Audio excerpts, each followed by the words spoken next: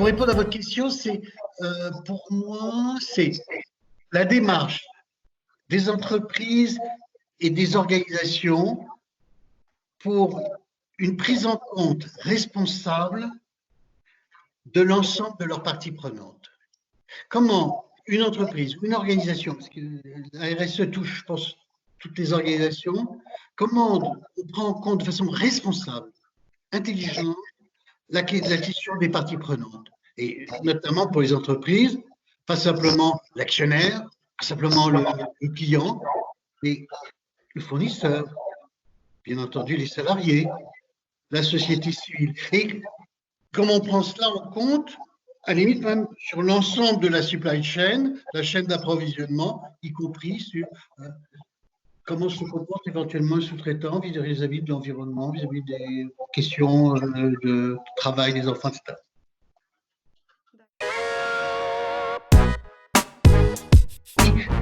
Moi, je voudrais vous proposer une autre approche, de dire de quoi on parle. Et je crois qu'il faut de distinguer trois choses. Il y a, premièrement, il y a des lois, des conventions internationales, des règles qui fixent un certain nombre de contraintes, d'obligations. Et ça apporte comme réponse la conformité. Je suis, ou là, ce qu'on dit maintenant, la compliance, je suis en conformité avec ces règles. Elles le sont. Il faut savoir qu'elles sont de plus en plus nombreuses, de plus en plus rigoureuses, de plus en plus exigeantes, qu'elles sont. Il est impossible de les ignorer, de faire semblant de. Bon, on va passer en dessous du radar. Ça devient de plus en plus difficile. D'abord parce que il y a beaucoup de ces. Il y a des sanctions de plus en plus lourdes, y compris des sanctions extraterritoriales. Et puis, il y a de nouvelles formes de. Alors, ce n'est pas de la hard law, de la loi dure, comme on dit, mais de la soft law. Il y a de plus en plus de standards, de réglementations qui s'imposent aux entreprises, et je répète, comme aux organisations. Et là, la sanction, elle n'est pas financière. On ne va pas aller en prison ou on va mettre une grosse amende, mais on va porter atteinte à la notoriété, à l'image de votre entreprise. Et puis, il y a une autre dimension dans la RSE qui est la morale. Alors, qu'est-ce qui va bien sur les droits de l'homme, sur, sur des grandes valeurs universelles. Et moi, je prétends, et avec le cercle éthique des affaires, que la morale n'est pas du domaine de l'entreprise. La morale est du domaine du politique, du religieux, des organisations, et que, bien sûr, j'ai ma morale, que j'ai partagée dans un parti politique, dans une église, hein, mais l'entreprise n'est pas du domaine de la morale, et c'est ce que dit Comte Sponville. Il dit non, nous sommes dans le domaine de la technique, la morale, ça relève du politique. Et entre cet espace de la conformité et l'espace de la morale, émerge depuis quelques années ce qu'on appellera l'éthique. Et pour moi, l'éthique, c'est justement ce que j'évoquais tout à l'heure, ces arbitrages que les entreprises vont devoir faire pour répondre aux demandes diverses de leurs parties prenantes. Alors, le capitaliste, l'investisseur, l'actionnaire, il va dire, attends, moi, ce que m'intéresse, c'est que vous me donniez les plus gros dividendes. Donc, vous vendez très cher et puis au prix le plus bas parce qu'il faut de la marge. Le client dit non. Il est important, le client aussi, de dire non, attendez, c'est pas ça. Non, c'est le prix le plus bas avec la qualité la plus élevée. Moi, la marge, c'est pas mon problème. Puis il y a les fournisseurs qui vont dire oui, mais attendez, comment. Puis il y a les salariés. Entre ma vie professionnelle et ma vie personnelle, la QVT, la qualité de vie au travail. Et puis la société civile, association, est-ce que vous avez pris en compte l'environnement, etc.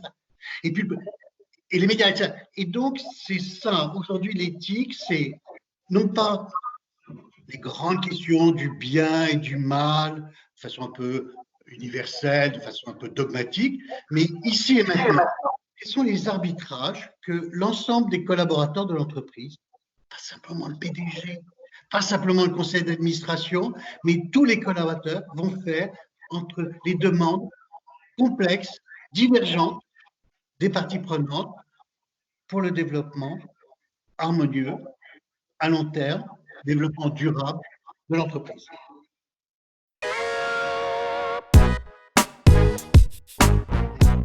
Oui, c'est une question importante. Parce que au début, moi, j'avoue, je vous ai dit, j'ai commencé à travailler au début des années 2000, cette question. Pour beaucoup d'entreprises, c'était pas de l'éthique, c'était de la cosmétique. Hein. Voilà, on faisait une belle plaquette, quelques déclarations, et puis voilà.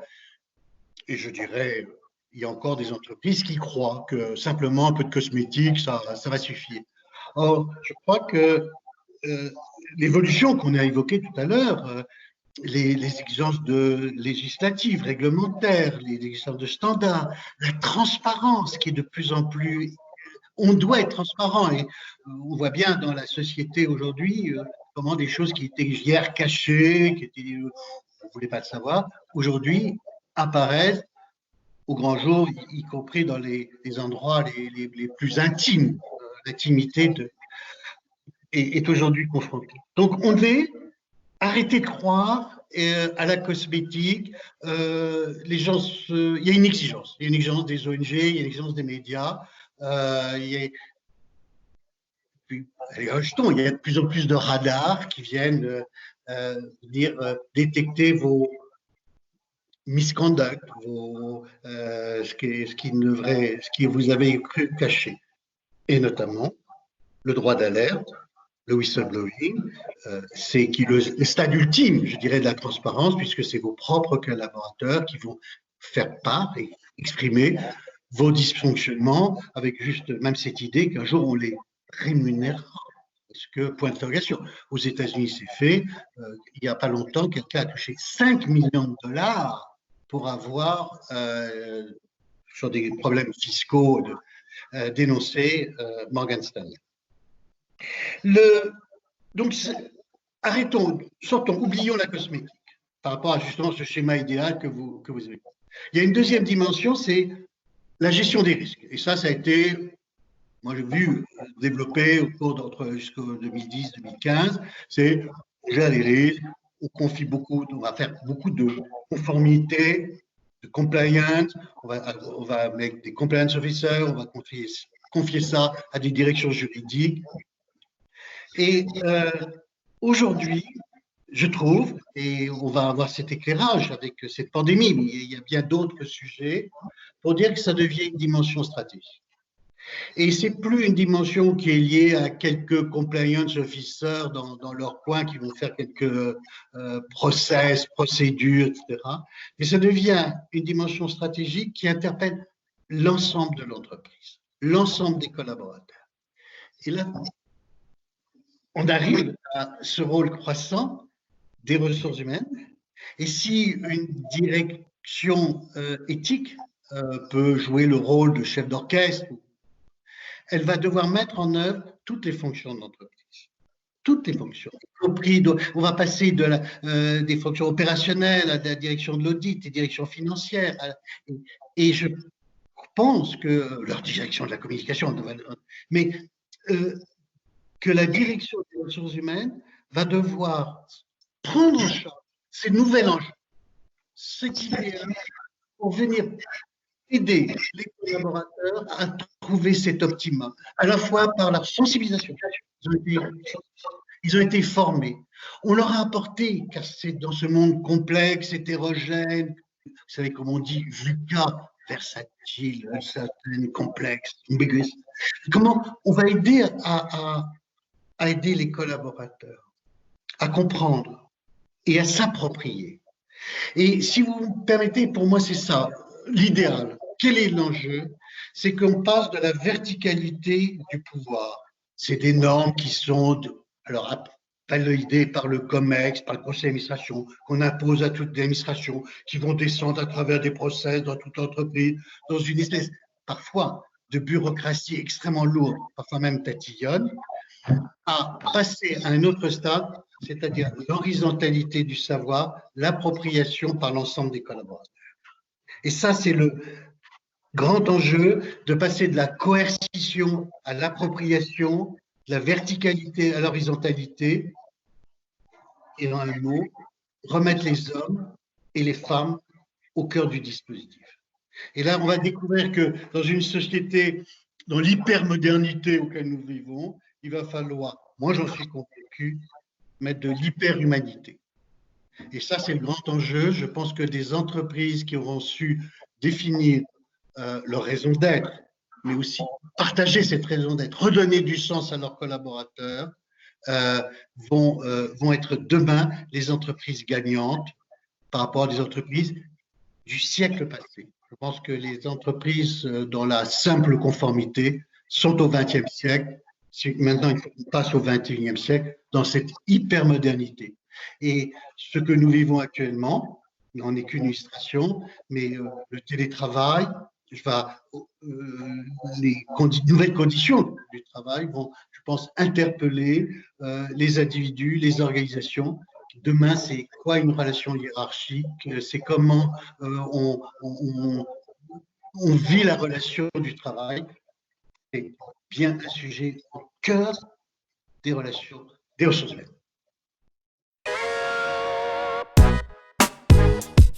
Alors, très modestement, j'ai été dans cette entreprise, Thales, qui a considéré que c'est un sujet important, qui a consacré des moyens importants, et je crois qu'il y a eu une politique assez innovante en la matière. La question que j'ai quand même posée, c'est de dire quelle est la limite du rôle de l'entreprise dans ce sujet qui est un sujet politique. Quelle est la part de ce qui doit être de la société civile, des administrations, du gouvernement, et quelle est la part d'une entreprise qui n'a pas pour mission l'entreprise n'a pas pour mission d'employer des handicapés, elle a une mission économique.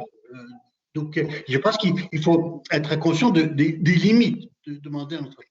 Néanmoins, je pense aussi qu'il est peut-être important de réfléchir pour chacun, et là encore, ce n'est pas une décision d'un conseil d'administration ou d'un comité exécutif, mais de chaque collaborateur, dire, tiens, comment est-ce que dans quelle tâche je peux faire appel à quelqu'un qui a un handicap, quel que soit cet handicap. Et là, on relève de ce que je veux évoquer, de cette appropriation par les collaborateurs, c'est comment chaque manager, chaque responsable, de dire quelle intelligence je vais mettre pour répondre à un problème. Et dire, mais au contraire, là, on a justement une vraie intelligence et on a des exemples de collaborateurs qui apportent un formidable plus-value malgré leur handicap. On a adapté leur écran d'ordinateur, on leur a adapté leur poste au travail. On a utilisé les nouvelles technologies justement pour pouvoir les mettre confortablement au travail. Donc, moi, je pense que c'est pas hésiter à de l'intelligence, de l'innovation, accepter de remettre en question des stéréotypes. Oh ben non, ça va pas marcher. Mais si, ça peut marcher. Et puis, d'utiliser ces nouvelles technologies pour voir comment on peut.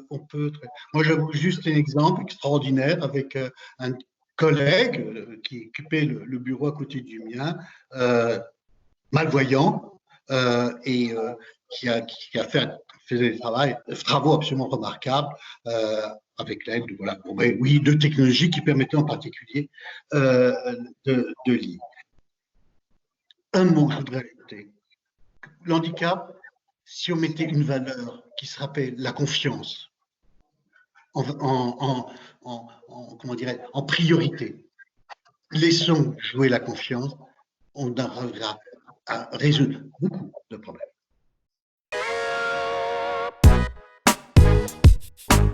Alors, là encore, je voudrais prendre un peu de distance. Je crois que prendre conscience qu'on sortons encore des schémas du siècle passé et ce que je disais, comprenons qu'on vit une révolution copernicienne sur la relation entre les hommes, les femmes, entre les juniors et les seniors, entre le chef et les collaborateurs.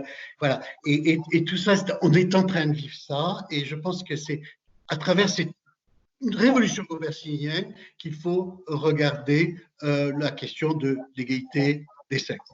Parce que c'est égalité entre hommes et femmes, mais c'est aussi la diversité sur les orientations sexuelles, le genre, sur l'âge, entre les jeunes, les juniors et les seniors, entre les types de formation, les nationalités, etc. C'est comment on regarde de façon ce problème global, non pas à travers des quotas, dans une espèce de démarche, voilà, un, un, qui manque encore, voilà, qui je dirais, un peu, qui manque arbitraire, qui manque à la fois d'intelligence pour se projeter dans ce que j'évoquais, comme pour les handicapés, sur de la confiance, de l'innovation et de l'intelligence. Alors, je crois que, je le disais, comment rentrer dans ces nouveaux concepts qui s'imposent avec cette hypermodernité, c'est et là encore, on va retrouver le rôle des ressources humaines, un rôle renouvelé sur des formations, mais des formations qui jouent sur l'intelligence et non pas le e-learning qu'on a acheté aux États-Unis, mal traduit et qu'on impose aux collaborateurs. Il y a des formes, je dirais, justement de ces pressions, de ces qui sont très débilitantes et qui ne vont pas, humiliantes, d'humilier les collaborateurs. Non, comment justement on tire par le haut, comment on aspire à, oui, à cette intelligence, à cette responsabilité, tout ce qu'on a évoqué précédemment. En même temps, la responsabilité, vous êtes responsable. Non seulement, tiens, tu sais, Jacques, tu es le responsable du service, je te reconnais comme tel, tu es responsable. Si jamais il y a des erreurs, des dysfonctionnements, du harcèlement, c'est toi, tu es responsable. Et en même temps, ce que je te demande, c'est d'agir de façon responsable. Pose-toi les questions, interroge, vois, justement, sors tes stéréotypes, sors des idées reçues. Qu'est-ce que tu peux proposer? Et c'est plus difficile. Bah oui, c'est plus difficile que suivre le process B22, alinéa 14, ISO 9000 machin. Ouais, ok, mais c'est peut-être plus intéressant. Ça te tire peut-être plus vers le haut. Et puis, dernière chose qui est pour moi très important, l'exemplarité. Alors, l'exemplarité des dirigeants, sûrement, mais l'exemplarité de chacun, du middle management, tone from the middle, il n'y a pas que tone from the top, mais il y a tone from the middle. Et puis, chacun a sa place, et y compris un collaborateur junior, il peut avoir un rôle d'exemplarité.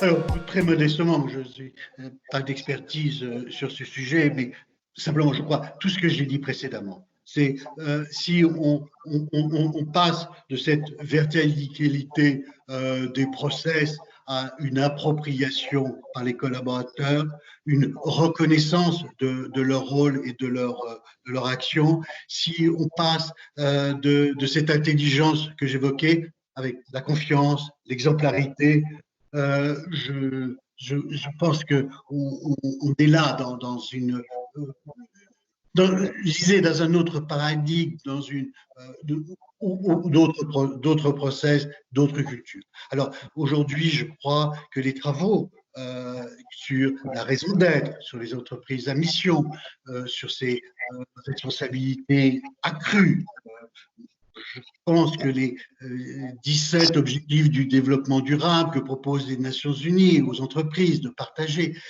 si tout ça est fait avec responsabilité, partagé avec l'ensemble des collaborateurs dans une espèce d'intelligence collective, il n'y aura plus de problème de burn-out.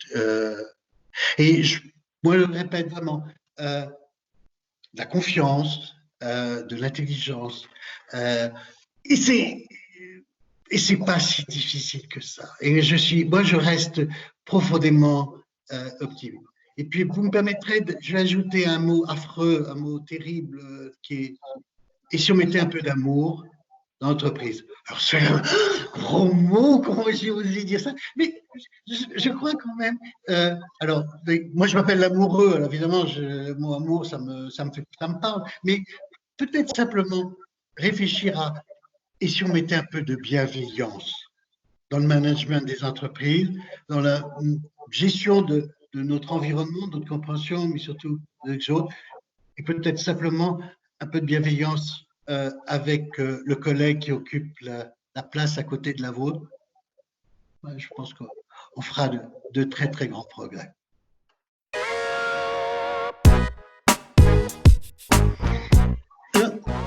Bon, je vais être très modeste encore, pas d'expérience, puis je veux pas du tout. Il y a tellement de gens qui disent ce qu'il faut faire,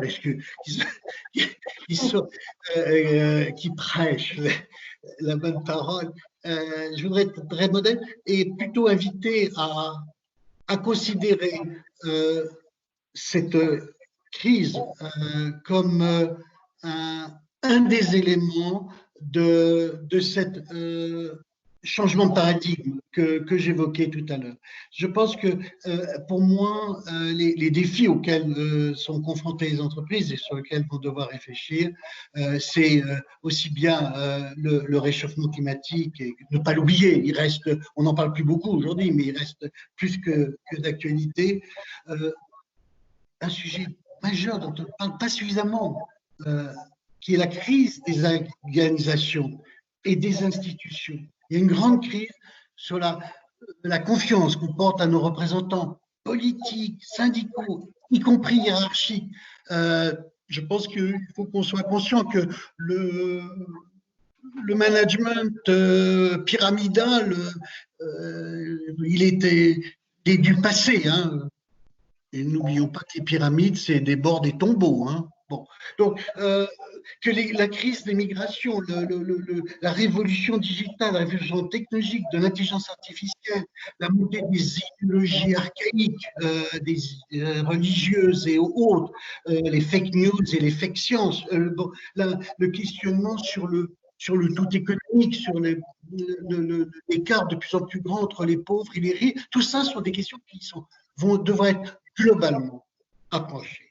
Et là, je pense qu'il faut qu'on retrouve une réflexion collective, une intelligence avec beaucoup plus de partage d'intelligence stratégique entre le secteur privé et le secteur public, entre notre environnement national et notre environnement international, les organisations gouvernementales, etc.